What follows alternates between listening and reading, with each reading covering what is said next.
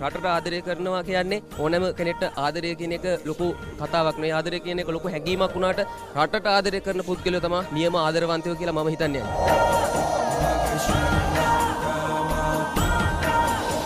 නම කියන්නකෝ ඔයා කවුද විස්තර ටිකක් එක්කම. මුලින්ම බොහොමත්ම ස්තුතියි ඔබගේ වැඩසටහනට අපි සම්බන්ධ කර ගැනීම සම්බන්ධයෙන්. මම කෝපරේට් චතුරංග තුන්වන විශ්වවිද්‍යාල රෙජිමෙන්තුවේ සමාජිකයෙක්. මම යුද හමුදාවට සම්බන්ධ වෙන්න ගත්ත තීරණය ලොකු කතාවක්. ඒක මම කෙටියෙන් ඔබට පැහැදිලි කරන්න මේ අවස්ථාවේ.